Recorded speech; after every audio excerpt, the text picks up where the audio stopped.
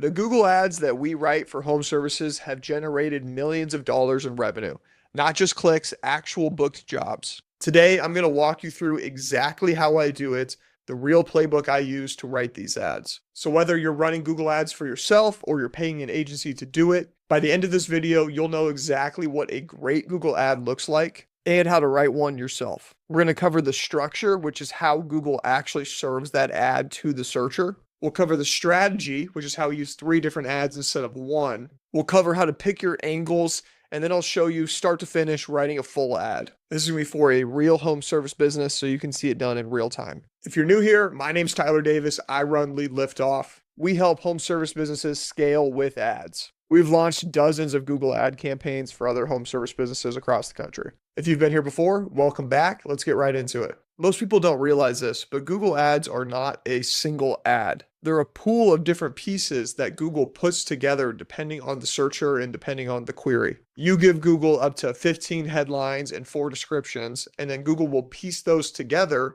maybe 2 to 3 headlines and 1 to 2 descriptions, and it will show that combo to the searcher. The next search gets a totally different combo from the same pool of headlines and descriptions. This is called a responsive search ad, and this is how Google serves standard Google ads. And like I just said, each responsive search ad can have up to 15 headlines and 4 descriptions. Each headline will be 30 characters, each description will be 90, and then Google will show 1 to 3 of these, and for descriptions, it'll show 1 to 2. Typically for headlines, they're going to show 2 of them, and then typically for descriptions, they will show 1 to 2. So what this means for you is that you cannot write one ad. You need to get that idea out of your mind. You're not just writing one ad. Instead, you're writing a pool of different headlines and descriptions that Google will rotate through and test and show to different customers. And this is really powerful because what that means is we don't need to get the ad right on the first try. We can try 15 different styles of headlines. We can try different angles and different ways of saying the same thing, and Google will find what resonates the most with people, what gets people to click it. So the question doesn't become how do we write the best ad?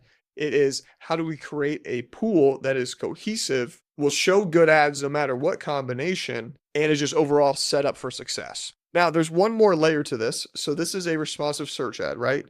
15 headlines, 4 descriptions. What we actually do is we create 3 responsive search ads, or RSAs, per ad group. And an ad group is just a collection of keywords that have the same buyer intent. Typically, this is by service and location. So if somebody's looking for plumbing in Omaha, then that would be one ad group, right? Looking for a plumbing company in Omaha.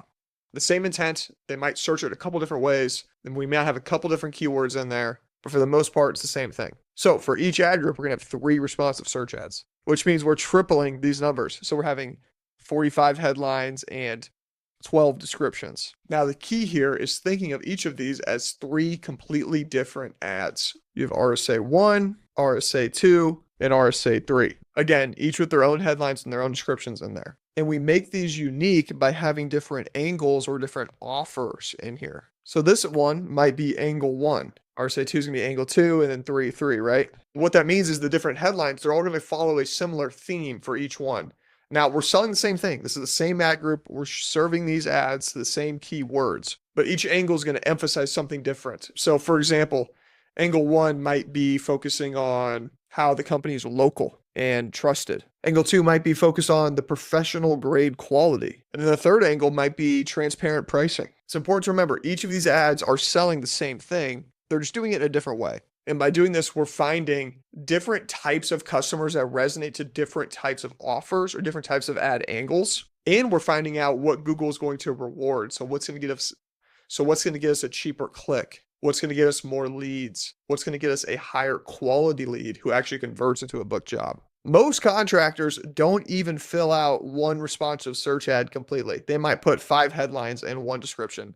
What we're doing, because this is the right way to do it, and it's the way to give Google all the possible data, is we're writing 3. So your competitors are going to be writing 5 headlines per ad group, and we're writing 45. This is how you succeed. Okay, so we need 3 ads. We need 3 different angles. How do you pick these angles? How do you pick your ad angles? Now, there's really 3 different ways I look at this. You can think of this as maybe like a 3-way Venn diagram almost. something like that. Okay, the first thing you need to think about is the customer or your ideal customer profile, which is your ICP. What does your ICP actually want? And this is very heavily dependent on your industry and like the actual service that you're doing. Because some ICPs might want speed more than they want customization and quality. For example, if you're an emergency service, like a plumber or an electrician doing a house call, they care about speed and efficiency probably more than anything, especially depending on the level of emergency that it is. Whereas if you're a kitchen remodeling company, well, they probably care a lot more about design and customer service and the types of materials you use. So that's a totally different thing that the ICP cares about. But this is going to be the first element of this really Venn diagram of deciding what angles are relevant, what angles you should test. The second one you should look at is your unique selling proposition, the USP. What is unique about your business that is a selling point for you? What do your customers love about you specifically that your competitors might not be able to do? Are you a family-owned business? Are you a veteran-owned, women-owned, or something like that business? Are you cheaper than your competitors? Are you more established than your competitors? Have you been around for 80 years? Do you have 10,000 five-star reviews? Do you have superior customer service? Do you have superior response times? Do you have unique materials that your competitors don't? All of these things come into your USP. What is your unique selling proposition? That's where you can get some of these ad angle ideas from. And then finally, we're going to look at market. What are your competitors advertising? What angles are they pushing? And how can we find a USP that you have that your ICP does still care about that is different than what your competitors are advertising? And when you find that blend right here in the middle of this Venn diagram, you get this nice, ugly, muddy brown color, but that is where your good offers come from. That's where the good angles are. It's something that your ICP wants, that you are uniquely good at, and that is not something that's being advertised by other people in your market. So that's how we come up with those different ad angles and different ad offers. So now we know how responsive search ads work, how Google actually serves them. We know the strategy of using 3 different angles in one ad group of 3 different responsive search ads. We know how to pick those angles depending on our own specific situation. Now let's go through an example of writing one of these out and what that really looks like. So for this, I'm just going to take this from one of my clients. The example ad group that I'm going to go for, well, first I should tell you, the company is a fencing company. They do fence installation.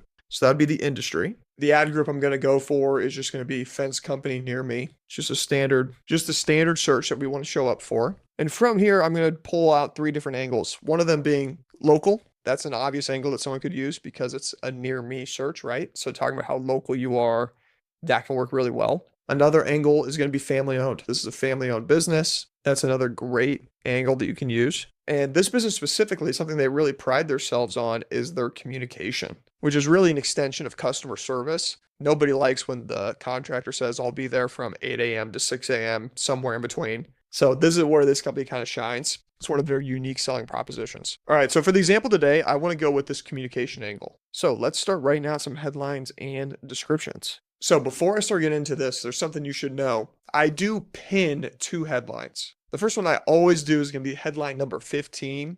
I always pin that in the number 3 spot. And all pinning means is when an ad shows, if Google chooses to show one of the headlines and I pin it in a spot, that means it's forcing it to be pinned in that spot specifically. So if I pin something number 1, that means it's always going to show up in the first spot. If I pin something number 2, it's always going to be second. If I pin something number 3, it's always going to be third.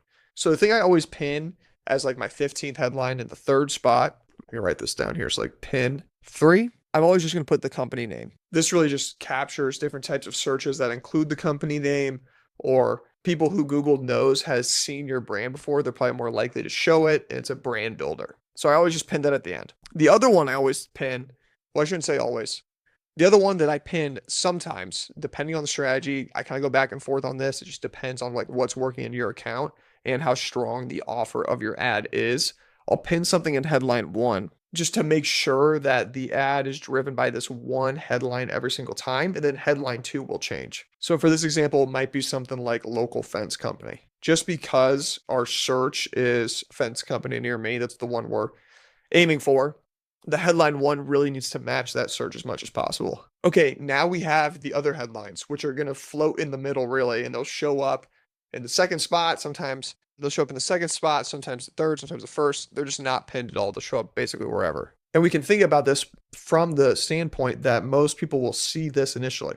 I think it's 100% of the time that they will see this one first. So you can think local fence company, we actually call you back, because that might be a pain that a potential customer has had with a past company. And seeing this would be like, oh my gosh, this is perfect for me. Next one might be daily updates on your project, or text updates start to finish, or even same day estimate response. I think you get the point. You see how these are all matching one specific theme? That's what we're testing. The other ad itself might be a bunch of family-owned type headlines saying family-owned for 30 years, 30 years serving community, things like that. That's how we really write these different responsive search ads with variation. Remember, we're having a lot of variation here. We're doing 15 different headlines, but the same theme throughout all these headlines. And for example, for writing descriptions, I write 4 of them. They're really just a different way of saying the same thing in the headline, but you have 90 characters instead of 30, so you can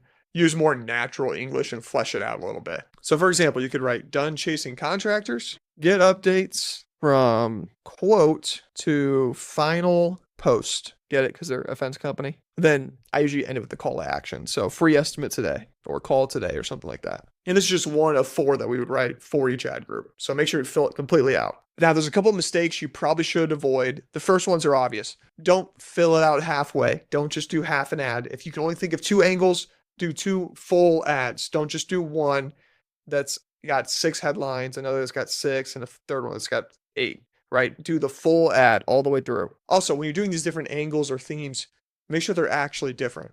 Like fast, quick, and same day, those are all the same one. Those are not different ones. So make sure that they're actually different and they're focusing on a different component of the offer or the component of your business that resonates with the customer. All right, so now we've really covered a lot. We've covered how responsive search ads work, how Google serves them, the strategy that I use to test different offers, how to write the ads, how to fill them out. Question is, now what? Honestly, I've put maybe 10 or 20% of my ad writing playbook in this video. I've given you enough so you can go out and write them on your own. But if you want specific strategies, specific ways to alternate different offers, testing winners, seeing what loses, how to sprinkle in new ones, all that lives in my SOP document inside my Lead Liftoff Inner Circle program. Within that program, you'll get plenty of documents and SOPs and training videos that go into extreme depth, covering all of these different topics, as well as one-on-one access with me to make sure that you're setting up your ads properly and getting a good head start on how to really scale ads yourself. If you're thinking to yourself, that's great, Tyler, but I just want somebody else to do this for me, we have a solution for you too. You can become a client, apply to work with Lead Liftoff. I would love to run Google or Facebook ads for you. So if either of those are interesting to you, check out the description below. There'll be links for both. And if you just enjoyed the video, then please leave a like, drop a comment, subscribe to the channel, and I'll see you in the next video.